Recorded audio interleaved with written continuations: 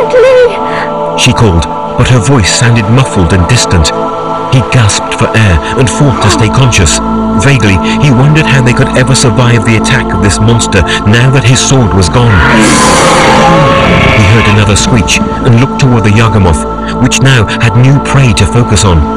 Bentley watched the creature turn, then lunged toward him. He forced his lungs to open, and he filled them with air.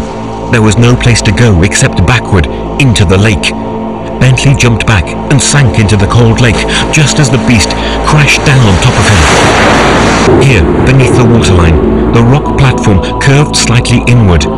Bentley pushed himself downward and hugged the rock as the Yagamoth's body passed over him. Through the crystal clear water, Bentley watched the creature swim outward in a wide circling maneuver to gain access to him. Bentley heard the deep thump of the calling drum again and felt the vibration in the rock and water about him. The Yagamoth heard it too, but the sound seemed to confuse it. It hesitated at the far side of its circle. Bentley swam beneath the water around the base of the rock, out of the creature's direct line of sight. He was nearly out of air, and he resurfaced almost on the opposite side of where he jumped in. He lifted himself out of the water, and the Luckrums began to shout angrily. The calling drum continued, as did their stomping on the planks of the balcony. Erwin was still looking toward the last place she had seen the Yagamoth when Bentley made his way to her. "Erwin!" he said between gasps, and she jumped away from his voice, still terrified. The panic in her eyes pained Bentley greatly. He put his hand on her cheek. "I'm gonna get you out of this." Bentley withdrew his long knife from the sheath. He reached up to her hands and began to cut through one of the ropes. Each hand was tied separately, and the ropes were tough and thick. Bentley, Erwin said quietly, and Bentley knew by her tone that the beast was on its way again. He spotted the dark mass speeding below the water, followed by a wake of turbulence above. His knife sliced through the last strand of the first rope, but Erwin's left hand was still bound to the lanyard above. Bentley set his blade against the second rope just as the Yagamoth lunged up from the water. This time, there would be no escape. Erwin reached for Bentley, but her hand never touched him. The next instant, chaos broke out. The Yagamoth did not lunge for them, but for the platform holding 100 Luckrums. The beast clamped its powerful jaws about one of the diagonal supports of the platform and the attached balcony, and it collapsed under the falling weight of the Lake Leviathan.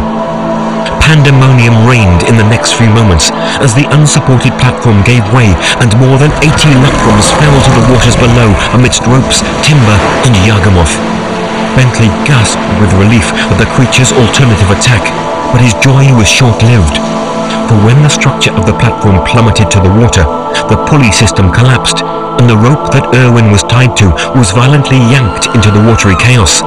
Erwin screamed as she was whisked away from Bentley in an instant. "Erwin!" Bentley dived for her hand, but could not reach it. The Yagamoth plunged in a thrashing frenzy amidst the panicked Luckrums. The long rope became entangled in the mess of timber and beast as it twisted, turned and rolled. Erwin fought to keep her head above the water, but was yanked under time after time. Bentley ran and dived into the water where he'd last seen her. Under the water, Bentley saw that the rope was wrapped around the Yagamoth and passed through its mouth as it wildly bit at everything nearby. Bentley reached Erwin and brought his knife once more to the rope, but the Yagamoth clamped onto a villager's leg and spun its body around to drown the man. The rope wrapped tighter about the Yagamoth and dislodged the knife from Bentley's hand while pulling Erwin away from Bentley and closer to the beast. Bentley reached for the sinking knife, but it disappeared into the dark blue water below.